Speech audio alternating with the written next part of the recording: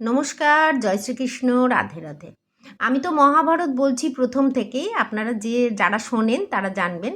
তো আজকে বলবো মহাভারত 39 অবধি হয়ে গেছিলো। মহাভারত শোনা, রামায়ণ, মহাভারত, গীতা এগুলো কিন্তু কানে শোনা বা ঘরে রাখাও ভীষণ আমাদের কি বলবো, আমাদের আধ্যাত্মিক একটা ভীষণ উন্নতি করে, মানুষের জীবনে অনেক উন্নতি করে। এত কিছু খারাপের মধ্যেও কিছু উন্নতি আমাদের আসে। তো চলুন শুরু করা যাক। কত দূর হয়েছিল বলুন তো? সেই দ্রৌপদী অক্ষয় পাত্র দিল দ্রৌপদীকে, যে যতক্ষণ না দ্রৌপদী খাবে ততক্ষণ এই অক্ষয় পাত্র থেকে খাবার আসতেই থাকবে। হ্যাঁ, তো ধর্মরাজকে বলে গেল, যুধিষ্ঠিরকে দিলেন, হ্যাঁ, তো অক্ষয় পাত্রটা। তো তখন যুধিষ্ঠিরের মনোকষ্ট একটুখানি দূর হলো, কেননা অনেকে তো তার সঙ্গে এসছে, তাদেরকে ঠিকমতো খেতে দিতে পারছিল না। কিন্তু এই অক্ষয় পাত্রটা সূর্যদেব যখন দিলেন তখন কিন্তু ওনার মনোকষ্ট অনেক দূর হলো। দ্রৌপদী কী করতো, সবাইকে খাইয়ে, স্বামীদের খাইয়ে শেষকালে খেত, কেন দ্রৌপদী খেলে কিন্তু সেই দিনকার মতন আর অক্ষয় পাত্রে খাবার আসবে না, ফলে উনি লাস্টে খেতেন। যাই হোক, এরপরে একদিন গঙ্গা নদীর ধারা দিয়ে চলতে চলতে পাণ্ডবগণ দ্বৈত বন নামক স্থানে গিয়ে পৌঁছান। সেখানকার বাসিন্দারা পাণ্ডবদের স্বাগত জানান। তাদের শ্রদ্ধা ও ভালোবাসা লাভ করে পাণ্ডবগণ অতীব প্রসন্ন হন। যুধিষ্ঠির নিজের ভাই ও স্ত্রীকে নিয়ে কিছুদিনের জন্য সেখানে থেকে যান। কিছুদিন পর দুপুরবেলা পাণ্ডবগণ আরাম করছিল, তখনই দূর থেকে কোনো রথের আওয়াজ পান। পাণ্ডবরা চমকে উঠে দেখেন তাতে তাদের স্নেহের কাকা বিদুর আসছিলেন। বিদুর এমন গভীর অরণ্যে একাকী কেন আসছিলেন তা যুধিষ্ঠির কিছুতেই বুঝে উঠতে পারেন না। তিনি নিজের ভাইদের ডেকে বলেন, আচ্ছা কাকামশাই, পুনরায় আমাদের পাশা খেলার জন্য আমন্ত্রণ করতে আসেননি তো? ওরা আবার ভয় পাচ্ছে যে আবার পাশা খেলা, যে ডাক নেবেই বা কি, সবই তো নিয়ে নিয়েছে। যাই হোক, বদমাইশ তো। এই কৌরবরা কি চায়? শকুনি এখন আমাদের উপর কি বাজি চালাতে চায়? তারা এখনও কি পায়নি যা পাওয়ার জন্য এমন ব্যাকুল হয়ে আছে? ততক্ষণে রথ এসে গেছিল। বিদুর রথ থেকে নেবে তাদের কাছে আসেন। তিনি বলেন, যুধিষ্ঠির, ধৃতরাষ্ট্র আমাকেও হস্তিনাপুর থেকে নির্গত করে দিয়েছে। যুধিষ্ঠির চমকে উঠে বলেন, নির্গত করে দিয়েছেন? আপনি কি বলছেন এসব? ওকেও তাড়িয়ে দিয়েছে, এদের তো তাড়িয়েছে, ওদেরকেও। শোনো, তোমাদের বনে আসার জন্য ধৃতরাষ্ট্র খুবই সংকটের মধ্যে দিয়ে যান। তোমাদের যাওয়ার পরই তার মনে হয়েছিল যে কোথাও কিছু অশুভ ঘটতে চলেছে। তিনি বেশ কিছু রাত ঘুমোতে পারেননি, তাই একদিন আমাকে ডেকে বললেন যে বিদুর, আমি তাই এসবের জন্য দায়ী, কিন্তু আমি খুবই এইসব হওয়ার জন্য আমি খুব চিন্তিত। তা তুমি এমন কোনো উপায় বলো যাতে ভবিষ্যতে আমাদের এরম সংকটে না পড়তে হয়। আমি স্পষ্ট ভাষায় তাকে বলি, পাণ্ডবদের সঙ্গে যা হয়েছে তা অন্যায়। আপনি তাদের ডেকে সম্মানের সঙ্গে রাজ্য ফিরিয়ে দিন, তাতেই সকলের ভালো হবে। আর ভবিষ্যতে যদি কোনো রকম সমস্যায় পড়তে না চান, তাহলে এক্ষুনি দুর্যোধনকে ঘর থেকে বার করে দিন। হ্যাঁ, এই কথা শুনে ধৃতরাষ্ট্র আমার উপর খুবই ক্ষুব্ধ হন। তিনি নিজের সন্তান প্রেমের জন্য ভালো মন্দের বিচার পর্যন্ত করতে পারছিলেন না। তিনি ক্ষুব্ধ হয়ে বলেন, আমি জানতাম যে তুমি সর্বদাই পাণ্ডবদের পক্ষ নিয়ে কথা বলবে। আমি আমার ছেলেদের কিন্তু আমার ছেলেদের তুমি কেন সহ্য করতে পারো না তা আমি জানি না। তুমি দুর্যোধনকে বাড়ি থেকে বার করে দিতে বলছো, তোমার এতটুকু খারাপ লাগছে না? তোমার এখান থেকে চলে যাওয়াই সব থেকে ভালো, যেখানে ইচ্ছা চলে যেতে পারো। আর তোমার পরামর্শের আমার কোনো প্রয়োজন নেই। আমি জানতাম তার আমার পরামর্শ ভালো লাগবে না।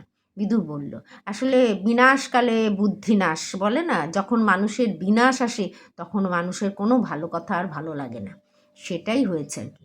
যাই হোক, যুধিষ্ঠির বিদুরকে বললেন, মহাত্মা বিদুর, আমাদের সর্বদাই আপনার পরামর্শের প্রয়োজন, আপনি আমাদের সঙ্গে থাকলে ভালো হয়। বিদুরও সেখানে থেকে যান। বিদুরকে কাছে পেয়ে পাণ্ডবদের আনন্দের সীমা থাকে না। কিন্তু বিদুর বেশি দিন তাদের সঙ্গে থাকতে পারেননি। বিদুর হস্তিনাপুর থেকে চলে যাওয়ার পর ধৃতরাষ্ট্রের সমস্যা আরও কয়েক গুণ বৃদ্ধি পায়। দিনরাত তার একটাই মনে হয়, বিদুরকে ঘর থেকে নির্গত করে বাইরে বার করে দেওয়া তার উচিত হয়নি। আত্মগ্লানি তার মনে জন্মেছিল, সেটার থেকে একটা ভয় জন্মেছিল। বিদুর পাণ্ডবদের সঙ্গে থাকলে আরও বড় ষড়যন্ত্র করতে পাণ্ডবদের সুবিধা হবে।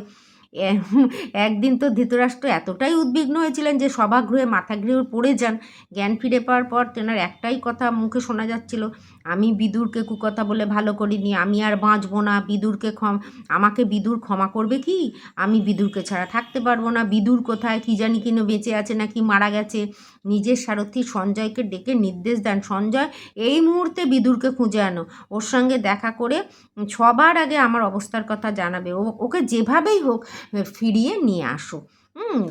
একটা তো অন্যায় করে তারপরে হয় মনের ইয়ে করে। যাই হোক, হ্যাঁ, এই কথা শুনে সঞ্জয় রাজপ্রাসাদ ছেড়ে বেরিয়ে পড়েন। নিজে প্রস্তুত হয়ে বিদুরের অন্বেষণে বেরিয়ে যান। দ্বৈতবনে পাণ্ডবদের সঙ্গে বিদুরকে তিনি পেয়েও যান। বলেন যে, মহাত্মা, শীঘ্র হস্তিনাপুর চলুন, মহারাজের অবস্থা অতীব শোচনীয়। উনি আপনাকে মহল থেকে বার করে খুব অনুতপ্ত। সেই দুঃখ উনি আর সহ্য করতে পারছেন না, উনি ওনার নিজের জীবন দিয়ে দেবেন। এই কথা শুনে বিদুর আর থাকতে পারেন না, পাণ্ডবদের কাছ থেকে বিদায় নিয়ে তখনই হস্তিনাপুর চলে যান। ধৃতরাষ্ট্র পুনরায় বিদুরকে কাছে পেয়ে খুব খুশি হন। কিন্তু বিদুরের এই ফিরে আসা দুর্যোধন আর তার সঙ্গী সাথীদের ভালো লাগেনি। বিদুর সর্বদাই পাণ্ডবদের পক্ষ নিয়ে কথা বলতেন এবং কৌরবদের বিরোধিতা করতেন। তাদের মনে হয়েছিল যে বিদুর এখানে থেকে পাণ্ডবদের হিতের জন্য গুপ্তচরে কাজ করতে পারেন। কর্ণ দুর্যোধনকে বলেন, পাণ্ডবদের এইভাবে ছেড়ে দেওয়া উচিত হবে না, অন্যথা 13 বছর ধরে এমন সব পরিকল্পনা করে নেবে ওদের সাথে আমরা আর পেরে উঠব না। তাছাড়া মহারাজ ধৃতরাষ্ট্রের মন যে কোন সময় বদলে যেতে পারে, উনি যে কোনো সময় তাদের রাজ্য ফিরিয়ে দিতে পারেন। কর্ণ আবার বলছে। দুর্যোধন জিজ্ঞেস করছে, তাহলে উপায়? কর্ণ বলেন, পাণ্ডবরা কোথায় আছে তা আমি জানি, ওদের আমাদের উচিত এখনই ওদের শেষ করে দেওয়া।